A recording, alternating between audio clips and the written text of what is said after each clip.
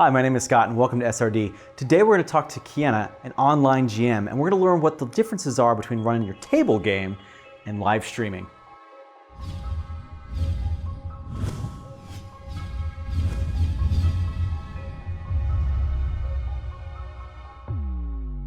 I'm going to start this off with, who are you, Kiana? I am Kiana, also known as Kiana S over on Twitter and Twitch. I am a tabletop RPG enthusiast, and I do a lot of shows on live streamed over on Twitch. I don't run any of my own, but I DM and play in a lot of games all over the internet. So how long have you been GMing in total?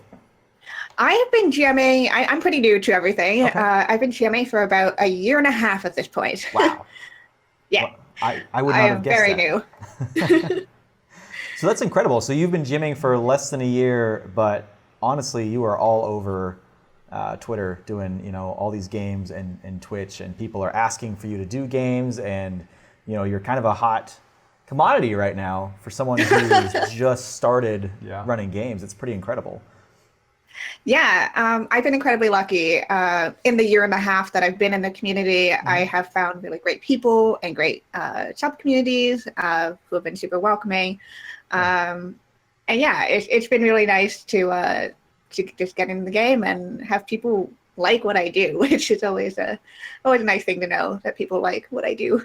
Yeah, absolutely. It's definitely the best compliment you can get, when people are, they want you to come back and they want you to run games, or maybe they invite you to do interviews, those kinds of things.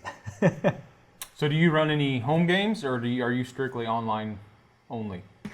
I used to run some home games. I haven't had a chance recently because my last one ended, and then I just haven't really had the time. On top of doing streams and stuff, I'm also a university student and I also work. So trying to slot it in was a little difficult. Sure. It's kind of the same for us. I don't remember the last time we actually played a home game because we've been busy with the channel. Yep. So we talk about games all the time, but we don't. And I want to do nothing more but play. But it's like, we got to cut this video today. We've got to do this video today, and it just doesn't line up. Time is what is time anymore? Yeah. I don't know. Work and families and stuff like that. So do you have a preference? I mean, do you like the tabletop? Do you like to see the people and see their engagements, or do you kind of prefer the online? I think both of them have their merits, and they're both good for different things. I do like the home game a lot, where I get to be there in person. Sure. And not really have to worry about an audience. But on the other hand, the streaming online stuff, you are sharing a story not just with your players, but with all sorts of other people who love to engage, right. Which is a really cool thing. And I think just that having that community is probably the most interesting part about online streaming of tabletop games. But yeah, I can see you can get different feels for different games for each type. With a home game, you can run however long you want or as long as you can. But with a stream game, it's a little more tight, a little more, the pace has to be a little different, right. Stuff like that. Sure. So what are some of the major differences in your prep? How do you prep for an online game differently than you prep for a table game? Very personally, I am a very improvisational kind of GM. I do a lot of stuff, thinking in my head, and then they'll just kind of pop up as we go. What I find, and depends on what kind of online game you're on. If you're just doing, it depends on what level of audience interaction there is. Because sometimes I can't prep that much because the audience interaction is very high, and they can influence the game very heavily. Sure. For example, Encounter Roleplay, which is a community I've been involved in with almost all my time here online, has things set up for donations where people can donate wild magic searches, nat 20s, nat 1s, monsters to show up. So sometimes I have to be like, okay, this is what I have sort of prepped, but I need to be able to let go of it completely for what the audience seems to be feeding into, or, oh yeah, we have 10 wild magic surgeries for the party. Oh boy, okay. I guess my plans are gonna go over here now. Sure. No, it's definitely interesting. I had never played a online game before until we started this channel. My background comes in 20 years plus of tabletop and convention and store playing. And I thought that convention and online would be similar, but it's not. Because with the convention, you have, and like we discussed on another interview, that very compact package of this is what it's going to be. And yeah, there's going to be a little bit of flow with just the people at your table. That's fine. That's normal. But like, you talk about, you have the audience that you have to contend with as well. And if you're wanting to keep those viewers, they have all the bits and weird things about Twitch that I don't even understand yet, but it affects the game in tremendous ways. And you have to be flexible enough to really wobble with that. I want to. I think it'd be great for us to get into that, and I think we will soon. But, I want to talk to, a few people first. Do you feel it adds to the game most of the time? Personally, I love it. I know some GMs who aren't a huge fan of it just because of how much it can derail. But for me, as someone who runs a lot of very shenanigans, story, character-heavy games anyways, I'm like, let's just throw in this next challenge. It's kind of fun. And having the audience be part of it, they feel connected with what's happening on screen. And I think that's a very valuable asset. Of course, you can have different levels of how much they can interact. I know on some channels, it's just, you can donate nat 20s, nat 1s, advantages and disadvantages that players can use. And some channels, like Encounter Roleplay, you go further into adding in actual elements into the story. There's actually a tier that's like, you step into the DMC and dictate one thing that happens. Nice. So I think it varies. I think it varies depending on the game. I think it varies depending on how well the DM can incorporate it without everything breaking apart, which is definitely a skill that you have to learn. Absolutely. You have to be like, okay, this thing that doesn't make any sense to what's happening is somehow going to fit in. Sure. But I think it's really good for a GM to try to play around with that, because it can add levels of stories that you didn't think about. If you've gotten pretty good at it, you can tie it in with some lore, or tie it in with a foreshadowing event. So generally speaking, yeah, I think it adds to the game. And for things like nat 1s and nat 20s, it allows the players to have some agency over, I want this to be a super cool moment.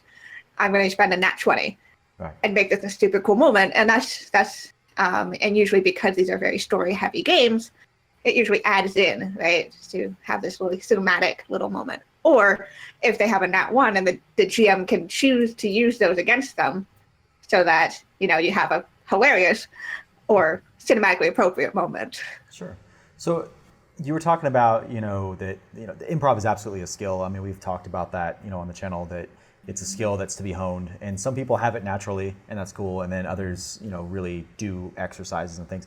Did you do something before you started GMing that allowed you to do that? Like, did you take acting classes, or? I do have a background of acting and theater. Okay. I did theater in high school and in now in university as well. Extracurricular, but sure. I have some practice with that. Okay, yeah, so you've learned the skills to be able to think quickly on your feet and adapt to the scene. I know when I was in theater in high school, we always used to do the improv game.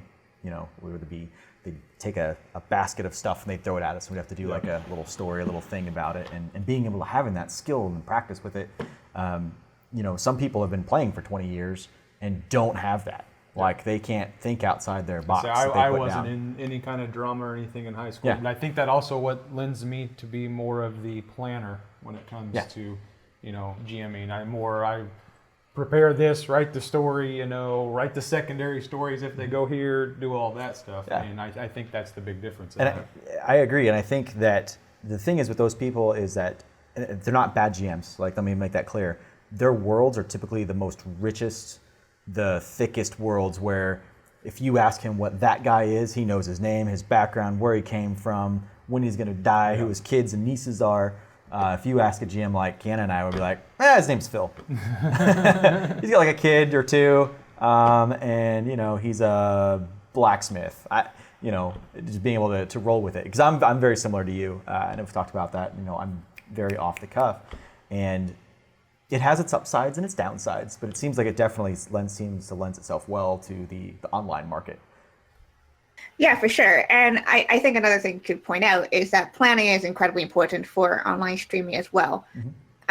Because usually you have, for most shows, you have like a set season. So X amount of episodes or X amount of time.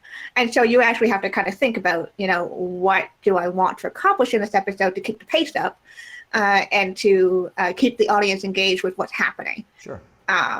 So it's kind of planning a little bit ahead to be like, I want them to realize this by the end of this episode, because then it leaves off a cliffhanger. Next episode would be cool and sets the stuff in turn for the end. So I think you definitely need both. And I think that goes for online or offline as valuable skills to have. For sure. Absolutely. So what are some of your tools you use while you are doing your online streams? Is there any web pages that you use, software, anything like that? Right. So for people who are doing their own shows, you need stuff, you obviously a Twitch account, and then you need some form of streaming thing. I know a lot of people who I work with, they rely very heavily on Streamlabs or OBS to do that. I don't do much in production myself, just because I don't have the means to do so myself. But in terms of things to help me along, Google Docs or, other note-taking stuff is very useful. You have to kind of have that up on a window, always around. This probably goes for a lot of offline stuff too.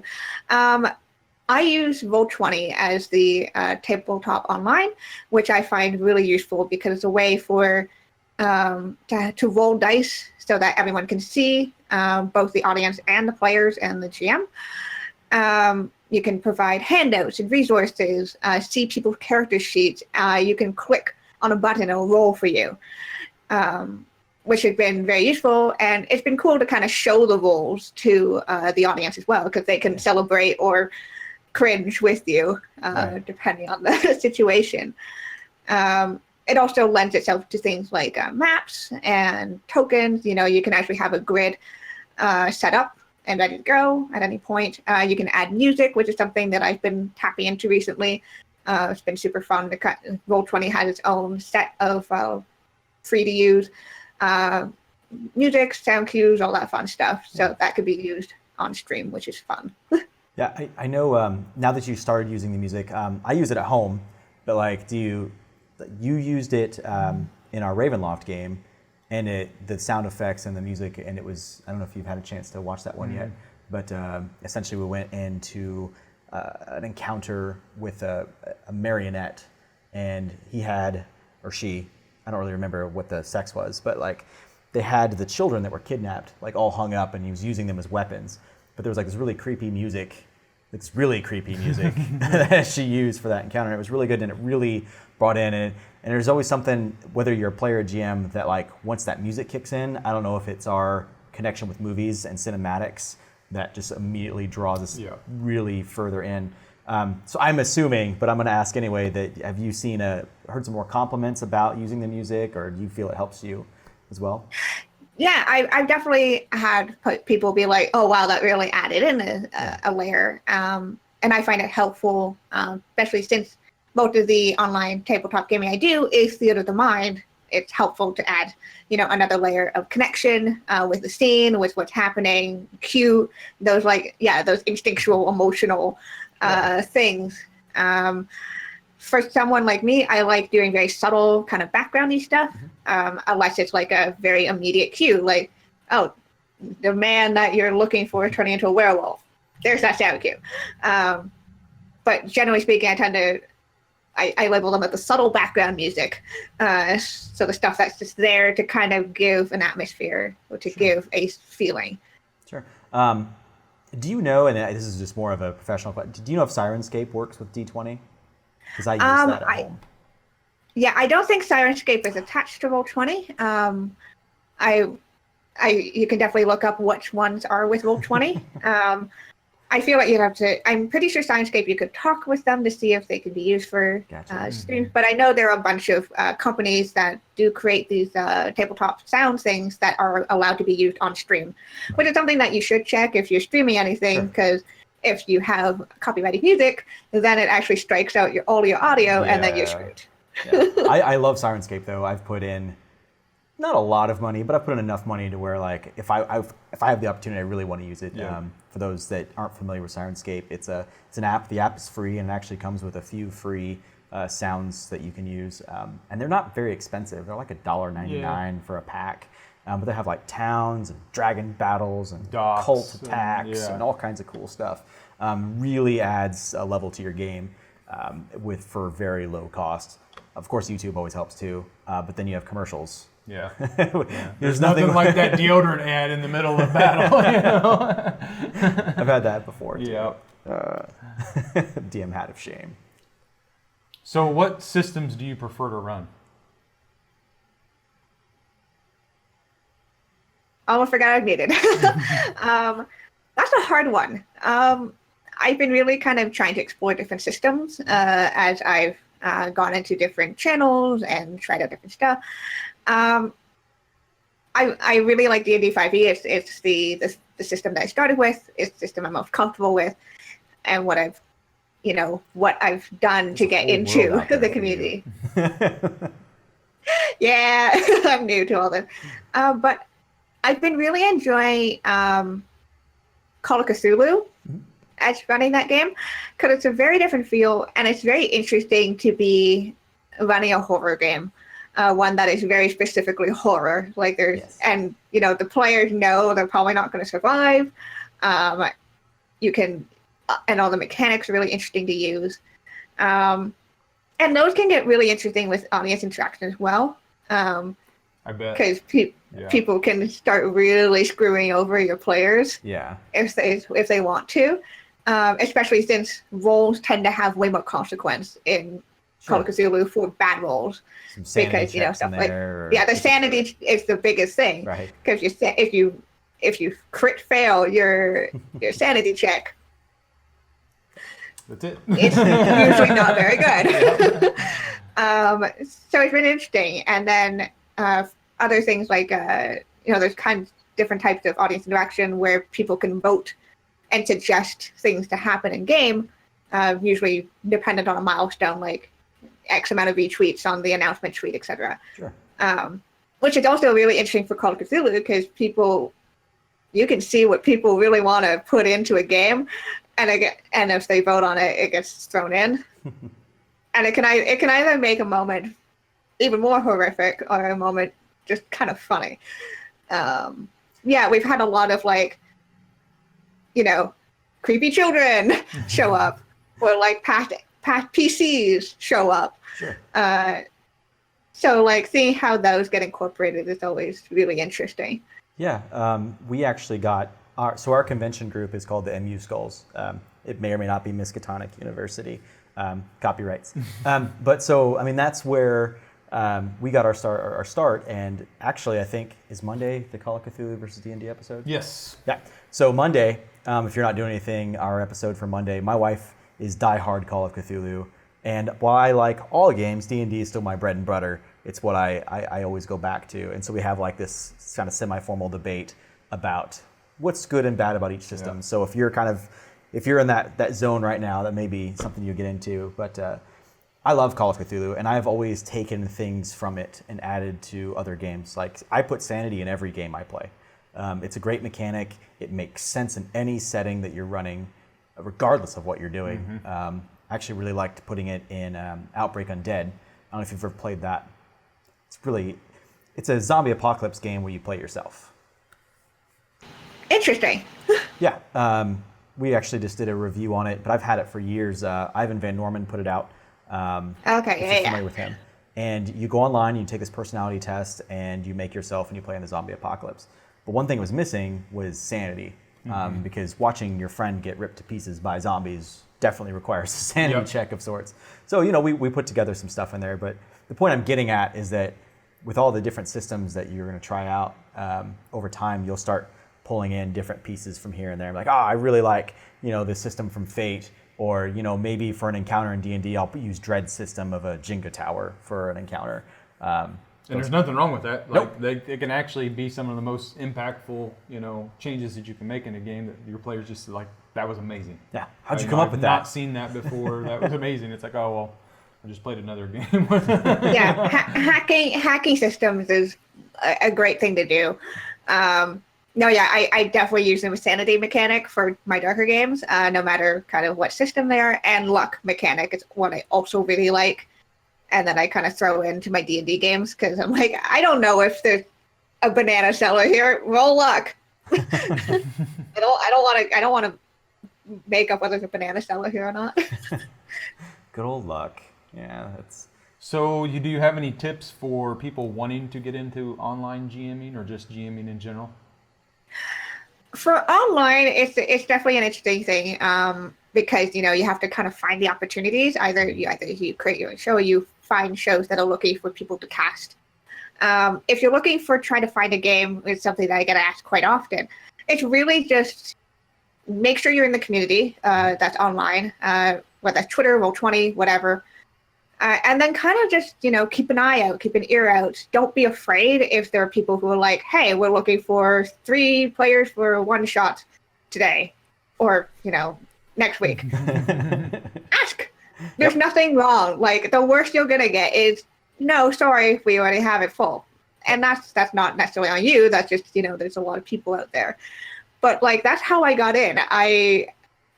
Encounter Roleplay does a series of viewer games where you can just sign up and play in a one-shot. I was like, well, I've only been playing for about a month. Why don't I try it out? And so I signed up and I got in, and that's kind of how it all rabbit hole from there. In terms of GMing, if you're thinking of GMing an online game, improv is going to be really important. Figure out what you like, how you can try to make sure that everyone is having fun. Check in with your player, check in with your chat. Make sure that everyone seems to be engaged. I would really suggest, have some expectations, set up some expectations on how much the audience can interact with you. If you're going on to a pre-established stream, see what levels of interaction there is. Be prepared to have moments to fit those in. What else? Oh, a thing that I've been working on is doing safety systems behind the scenes. So things because at a home game, it's easier to take a break to stop if something is going wrong or, making someone really uncomfortable or so on.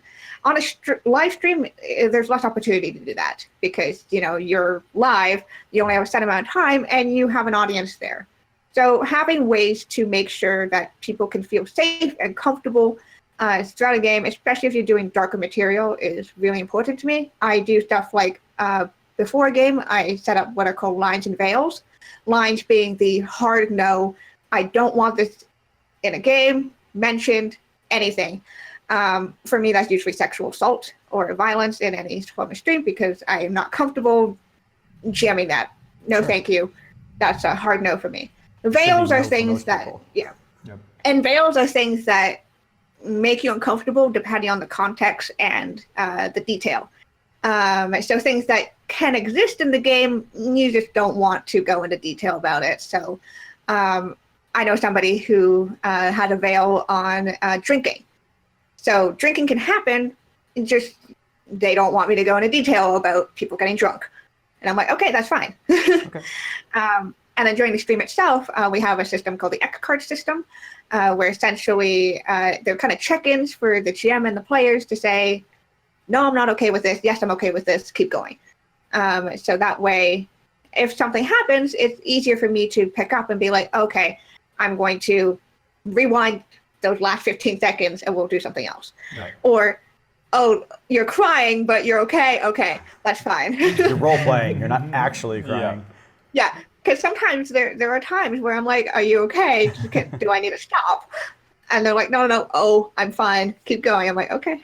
So having those in place so that, especially since for some players, they feel like they could be holding up the show, or they could be, ruining the fun for everyone.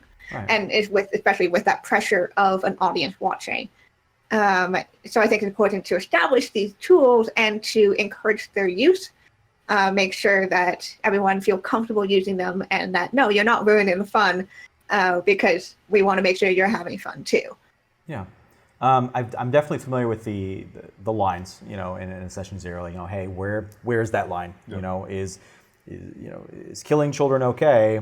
Is going into description about it not okay? And that's kind of like the veil that you've talked about. So I think people do that. I don't think they've really put it into mainstream enough or given it that name, and I like that. I think it really empowers the players ahead of time and lets them know that the game is meant to be safe, and that if you cross that line, it wasn't intentional. And that's where the X card comes into play, where you can be like, oh, I'm not okay.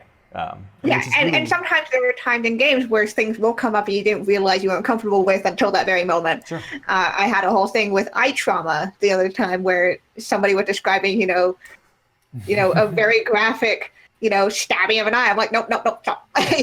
Like, I'm okay with eye trauma happening. Just please don't describe it in detail, because I'm gonna go over here now.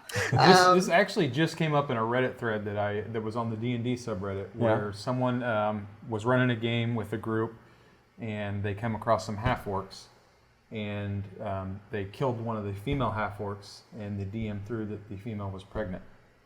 And it seemed like everybody was split in that conversation. Half of them were like, no, that's horrible, that should not have been. And the other half were like, well, that's a moral dilemma that would, be faced. So I think setting those rules up front is definitely something that is needed.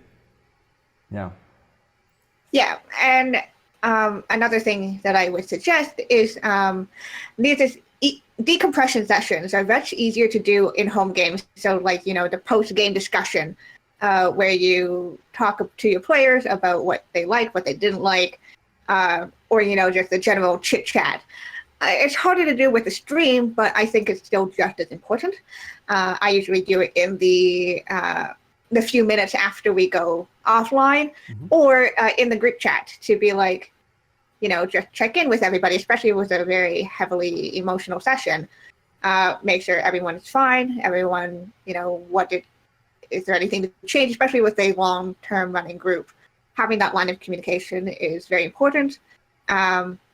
And making sure to set that up in some way, even though it is online and less, informal, I guess, than a home game. Right.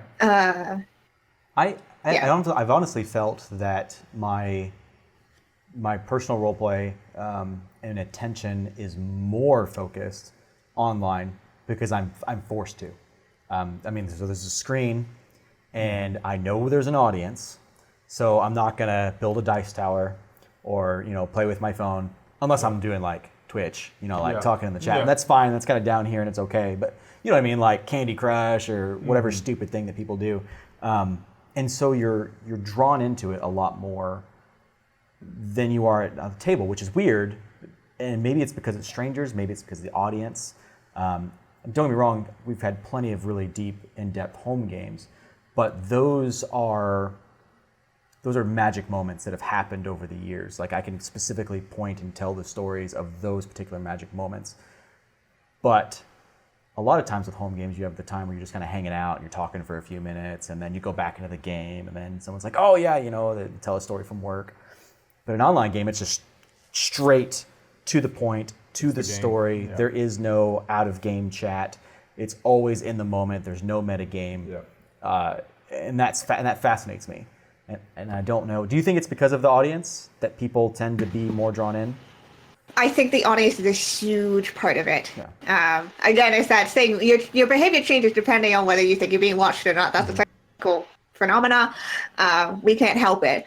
But also, there's almost a sense of wanting to entertain when you are on stream. Whether you're a player or GM, you want to entertain, and that tends to. You want to entertain the chat, and then you end up entertaining everyone else, like who you're playing with. The numbers of times I have just kind of died of laughter because of what my players are doing has been many, many, many times. But no, yeah, and then again, having to be in a very strict time limit and having to kind of keep people engaged and involved definitely changes the tone and pace of both in and out of game behavior. Yeah, absolutely. So it's the general question that we give everybody right usually before we let them go. What games are you playing right now? What's the stuff that you do in your little bit of off time that you have? A little bit of off time I have. So I do all sorts of games online. I'm actually playing more than I'm GMing for once in my life, so which is kind of nice to have. But I'm getting the dream right there. Yeah. Sometimes. But I'm getting the DMing itch.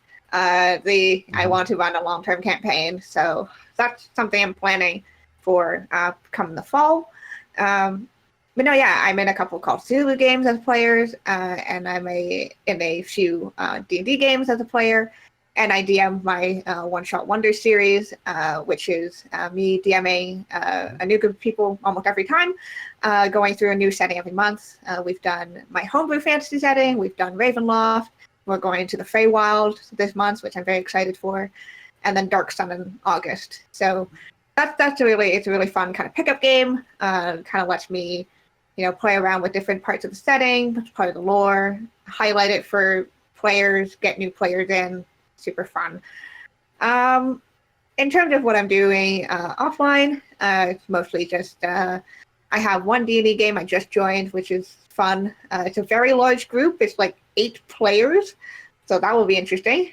I've never been in a group larger than 5 or 6, I think. Are you running that or playing that?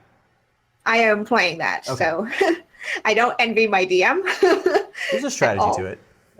Yeah, there's a strategy to it. I feel like I'd be trying to herd cats into boxes too much. It's a lot like that. And I'm in a Call of Cthulhu game as well. I'm planning to do a little more of different systems. Cypher system is something I got to try out and I really enjoyed. So I'm planning to try to incorporate that somehow into my life. I'll figure it out some way. And getting into different one-shots and trying out different systems is really kind of where I'm focusing right now. Because again, I want to see what I like about different systems, what I can steal from them, what kind of stories go with what kind of games, and kind of just see what I want to explore more. Absolutely. We have one of our guys, he's really into Cypher, Numenera, all of Monty Cook's stuff. And what I've seen of it, I really like. I like a little bit more crunchy, fiddly bits in my games.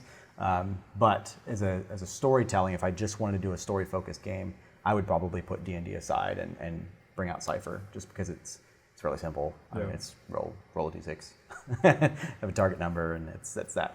So, well, let our viewers know, where can they find you at? What are all your social media? Cool. Yeah. So I am mostly found on Twitter. I basically live there. And you can find me at Kienna S. That's spelled Kiennas. And that's basically where I like to talk with people, where I post about what I'm doing, all our projects, stuff about life, all that fun stuff. I am playing almost every day of the week all over the internet. On Mondays, I'm over on Encounter Roleplay doing Call of Cthulhu. Tuesdays, I'm over on WebDM doing D&D.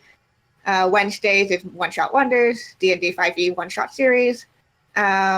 Starting on Saturdays, I do Pulp Cthulhu, and starting later this month, I am also doing Dungeon World, which I'm very excited to try out. That's busy. Yeah, I am busy, and I'm also on a podcast called Lady Slaying Dragons. You can find us over on Twitter at Lady Slaying. It's me, 2 cool ladies, doing roundtable discussion about D&D and old tabletops. Super fun stuff. But yeah, I'm kind of everywhere. I also guest on different shows at times, so Twitter is the best way to find out where I am, because I'm kind of everywhere. Do you sleep ever? Did you hear that list? There is no sleeping in that list. You said you work full time, right? And you're going to school? I work part-time, go to school, do this. Yeah. So about an hour and a half of sleep each night, maybe. Lots of caffeine. Yeah, caffeine and just a lot of love for the game, I guess. Absolutely. Well, thank you so much, Kiana, for coming on. We loved having you. And thank you so much for having me on. It was super great to kind of chat with you guys about stuff that I'm really passionate about. And we'll see you around on the internet. Yeah. All right. Bye-bye. Hey, Kiana, thanks a lot for coming on to the show. If you have any questions for Kiana, go ahead and post them down in the comments section below. There's always those like and those share buttons. If you like us, go ahead and hit that. It really helps out the channel a lot more than you probably think. And if you like us, go ahead and hit that subscribe button, and we'll see you again next week. Bye.